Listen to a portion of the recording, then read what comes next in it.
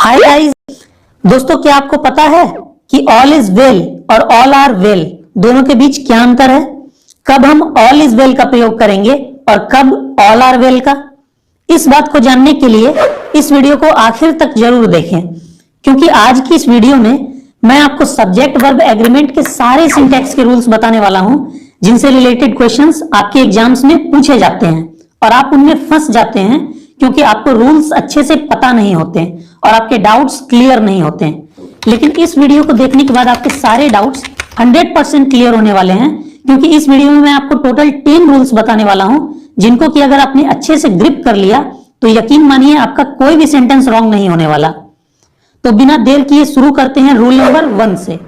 Rule of and, यानी कि जब दो सब्जेक्ट्स एंड से जुड़े हों तब हम कौन सी वर्ब का यूज करेंगे। इस रूल में मैं आपको टोटल 5 पॉइंट्स बताऊंगा, सभी को अच्छे से समझिएगा। पॉइंट नंबर 1, नॉर्मली जब दो सब्जेक्ट्स एंड से जुड़े होते हैं तब उसके साथ हम प्लूरल वर्ब का यूज करते हैं। जैसे ही एंड आई वर फ्रेंड्स, न कि ही एंड आई वाज फ्रेंड्स, क्योंकि यहां दो व्यक्ति हैं, ही और आई, यानी कि सब्जेक्ट हमारा प्लूरल है, इसीलिए हम वर्ब भी प्लूरल ही यूज करेंगे। उसी तरह you and he are rich, न कि you and he is rich. Point number 2, जब दो नाउन्स एंड से जुड़े हों लेकिन एक ही व्यक्ति, वस्तु या भाव को व्यक्त करते हों तब उसके साथ हम सिंगुलर वर्ब का यूज करते हैं, क्योंकि इस केस में हमारा सब्जेक्ट सिंगुलर ही रहता है। जैसे the teacher and author is entering the classroom, यहां पर आर के बजाय इज का प्रयोग इसलिए सही है क्योंकि यहां टीचर और ऑथर दो अलग अलग व्यक्ति नहीं बल्कि एक ही व्यक्ति है, जो शिक्षक होने के साथ साथ एक लेखक भी है। इसीलिए एक्चुअल में हमारा सब्जेक्ट यहां पर सिंगुलर ही है, इसीलिए हमने सिंगुलर वर्ब का यूज किया है। अब सवाल यह उठता है कि इस तरह के सिचुएशन में हम जानेंगे कैसे कि बात दो अलग अलग व्यक्तियों की हो रही है या दोनों एक ही व्यक्ति है। इसके लिए मैं आपको एक कॉन्सेप्ट बताता हूं।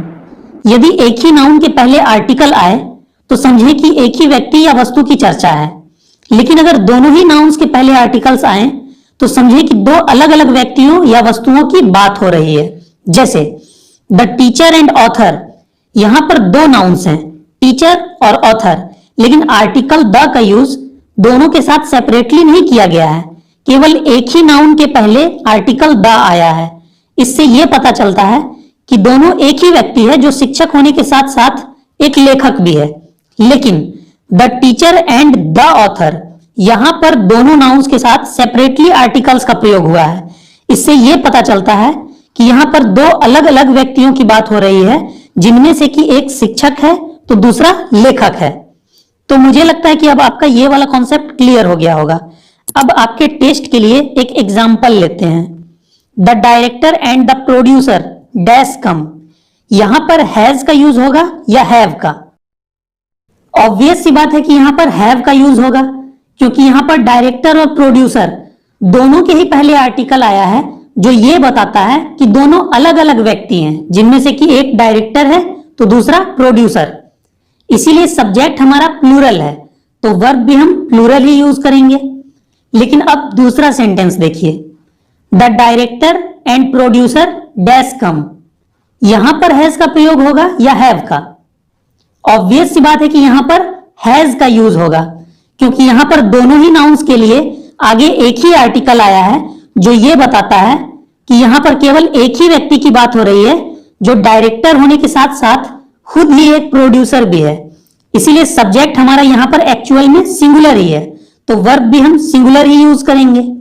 पॉइंट नंबर 3, कुछ ऐसे सिंगुलर नाउन्स हैं जो एंड से जुड़े रहते हैं और एक दूसरे के पेयर के रूप में बराबर एक साथ यूज होते हैं। इस तरह के सब्जेक्ट्स के साथ हम सिंगुलर वर्ब का यूज करते हैं, क्योंकि उनसे एक ही वस्तु या भाव का बोध होता है। जैसे bread and butter is my favourite dish, यहां पर हमने आर के बजाय इज का यूज इसलिए किया है क्योंकि हम ब्रेड और बटर दोनों को एक साथ लगाकर खाते हैं, इसीलिए ये दोनों मिलकर एक सिंगल डिश बन जाता है, यानी कि हमारा सब्जेक्ट असल में सिंगुलर है, इसलिए हमने यहां पर सिंगुलर वर्ब का यूज किया है। उसी तरह राइस एंड करी इज अ टेस्टी फूड, यहां पर भी हमने इज का यूज इसलिए किया है क्योंकि राइस और करी दोनों को हम एक साथ मिलाकर खाते हैं, ना कि अलग अलग। A horse and carriage is coming here. एक घोड़ा गाड़ी यानी कि तांगा यहां आ रहा है। यहां भी इज का यूज इसलिए हुआ है क्योंकि घोड़ा और गाड़ी दोनों एक दूसरे से अटैच्ड रहते हैं, दोनों एक साथ आएंगे, ना कि अलग अलग। पॉइंट नंबर 4, यदि दो सिंगुलर सब्जेक्ट्स एंड से जुड़े हों और उनमें से एक के भी पहले अगर इच, एवरी या नो का प्रयोग हो तो उसके साथ हम सिंगुलर वर्ब का यूज करेंगे, क्योंकि यहां पर हम एक बार में एक ही सब्जेक्ट के बारे में बात कर रहे होते हैं। जैसे each boy and each girl is invited, न कि each boy and each girl are invited. यहां पर इज का प्रयोग इसलिए सही है क्योंकि यहां प्रत्येक का कॉन्सेप्ट है। हर एक लड़के और हर एक लड़की को इंडिविजुअली इनवाइट किया गया है, यानी कि हमारा सब्जेक्ट एक्चुअल में सिंगुलर है, तो वर्ब भी हम सिंगुलर ही यूज करेंगे। उसी तरह every man, women and child was given food, न कि वर गिवन फूड, यानी कि प्रत्येक आदमी, औरत और बच्चे को खाना दिया गया था। No man and no women was present there, न कि no man and no women were present there. Point number 5, जब दो अंक एंड से जुड़े हों तो उनके बाद सिंगुलर या प्लूरल किसी भी वर्ब का प्रयोग किया जा सकता है, लेकिन सामान्यतः लोग ऐसे वाक्यों में सिंगुलर वर्ब्स का ही यूज करते हैं। जैसे 2 and 2 is 4 भी सही है और 2 and 2 are 4 ये भी सही है, लेकिन मैथमेटिक्स की स्टैंडर्ड बुक्स में इस तरह के सिचुएशन में हमें सिंगुलर वर्ब का ही यूज देखने को मिलता है, इसलिए इस तरह के सिचुएशन में आप भी सिंगुलर वर्ब को ही प्रीफर करें। चलिए अब हम बढ़ते हैं अपने सेकेंड रूल की तरफ। रूल नंबर 2, रूल ऑफ और या नोर, यानी कि जब दो सब्जेक्ट्स के बीच में और या नोर प्रेजेंट रहे तब हम वर्ब को किस तरह से यूज करेंगे। तो इसका रूल यह है कि जब दो सब्जेक्ट्स और या नोर से जुड़े हों तो वर्ब अपने सबसे नजदीक आने वाले सब्जेक्ट के अनुसार होगा। जैसे यू और ही इज गिल्टी, यानी कि तुम या वह दोषी है। यहां पर इज का यूज इसलिए हुआ है क्योंकि ये ही के नजदीक है और हम ही के साथ इज का प्रयोग करते हैं, न कि आर का। लेकिन इसी सेंटेंस को अगर हम इंट्रोगेटिव में चेंज कर दें तो हमें वर्ब को आगे रखना होगा, तो वर्ब अब यू के नजदीक हो जाएगा। और आपको तो पता ही है कि यू के साथ हम आर का प्रयोग करते हैं, न कि इज का। इसीलिए हमारा सेंटेंस हो जाएगा आर यू और ही गिल्टी, क्या तुम या वह दोषी है। देखा आपने कितना प्यारा कॉन्सेप्ट है। कुछ और एग्जांपल्स लेते हैं। Either he or we have to do this work, यहां पर भी हमने हैव का यूज किया है वी को देखकर। Neither Radha nor her friends were present at the party, यहां पर भी हमने वर का प्रयोग फ्रेंड्स को देखकर किया है, जो कि प्लूरल नंबर में है। लेकिन इसी को अगर हम इंट्रोगेटिव में चेंज कर दें तो हमारा सेंटेंस हो जाएगा was neither Radha nor her friends present at the party. यहां पर हमने वर्ब का प्रयोग राधा को देखकर किया है, क्योंकि अब वर्ब राधा के नजदीक हो गया है और राधा चूंकि एक सिंगुलर नाउन है इसीलिए वर्ब भी सिंगुलर ही यूज किया गया है। लेकिन हमेशा याद रखें कि ये रूल तभी अप्लाई होगा जब दो सब्जेक्ट्स के बीच में और या नोर रहे। चलिए अब हम बढ़ते हैं अपने नेक्स्ट रूल की तरफ। रूल नंबर 3, इस रूल को हम एरर ऑफ प्रॉक्सिमिटी भी कहते हैं। इस रूल को एग्जाम्पल की मदद से समझिए।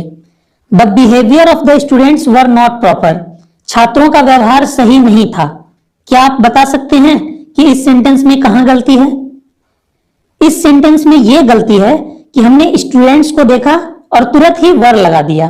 क्योंकि स्टूडेंट्स प्लूरल है इसीलिए हमने प्लूरल वर्ब का यूज कर दिया।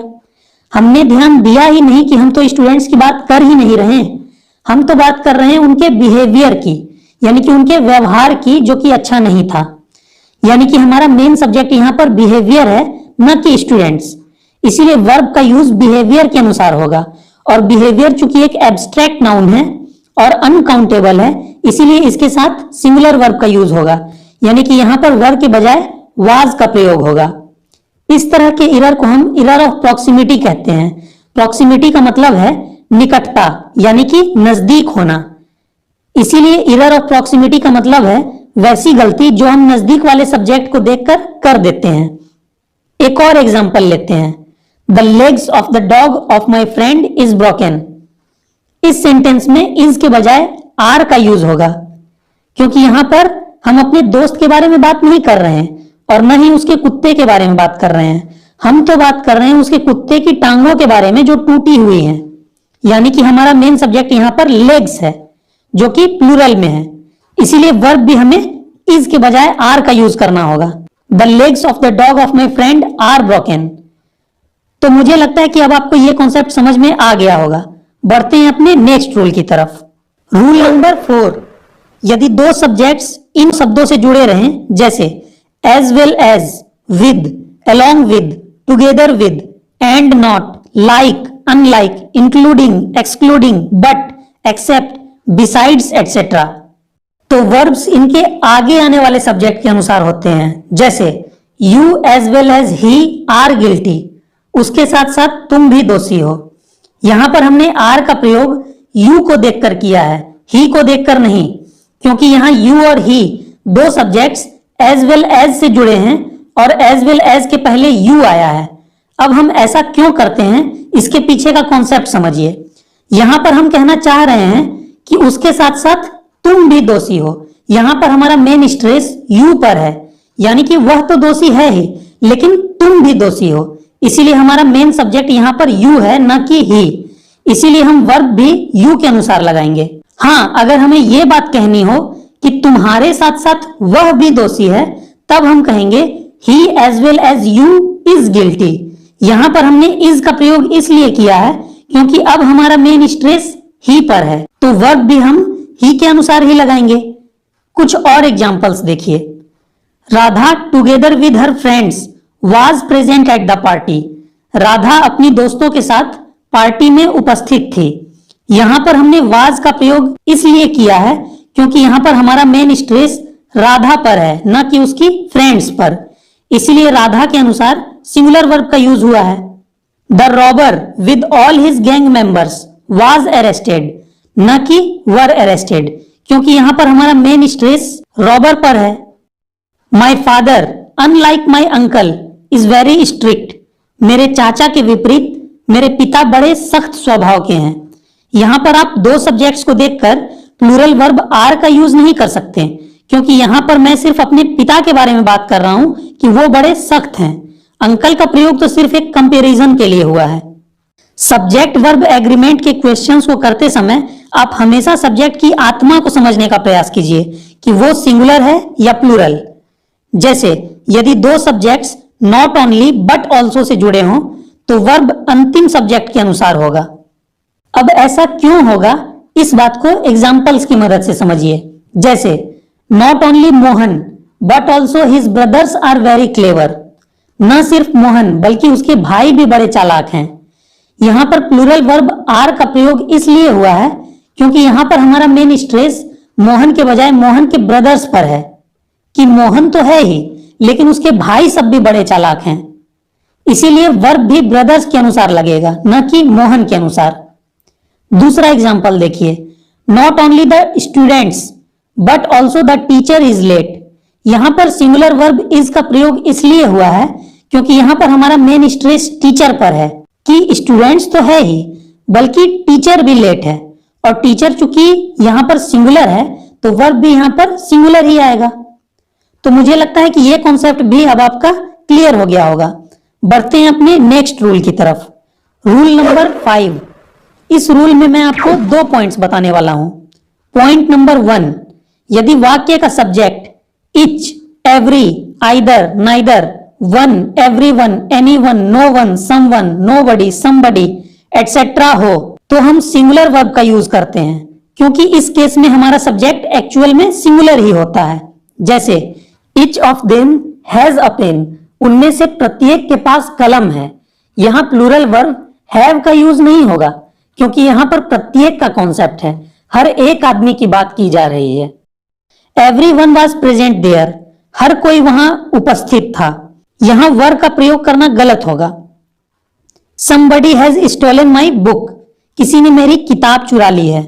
Either of them has stolen your book, उनमें से किसी ने तुम्हारी किताब चुराई है। Neither of the two boys is guilty, दोनों में से कोई लड़का दोषी नहीं है। यहां आर का प्रयोग करना गलत होगा। पॉइंट नंबर 2, बोथ, मैनी, सम और फ्यू प्लूरल हैं।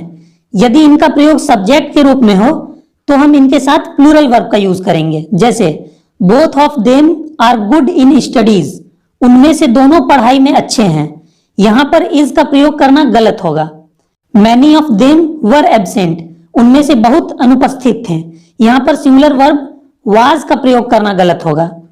सम हैव बीन अरेस्टेड, कुछ लोगों को गिरफ्तार किया गया है। यहां पर भी आप हैज बीन का यूज नहीं कर सकते। फ्यू लीडर्स आर ऑनेस्ट, कुछ नेता ईमानदार होते हैं। यहां पर भी आप सिंगुलर वर्ब इज का प्रयोग नहीं कर सकते। रूल नंबर 6, इस रूल में भी मैं आपको 2 पॉइंट्स बताने वाला हूं। पॉइंट नंबर 1, कुछ ऐसे नाउन्स होते हैं जो दिखने में तो प्लूरल होते हैं क्योंकि उनके अंत में एस या ईएस लगा होता है, लेकिन असल में वो सिंगुलर होते हैं। जैसे कुछ देश और शहरों के नाम, जैसे the United States, the West Indies, Wales, Athens etcetera.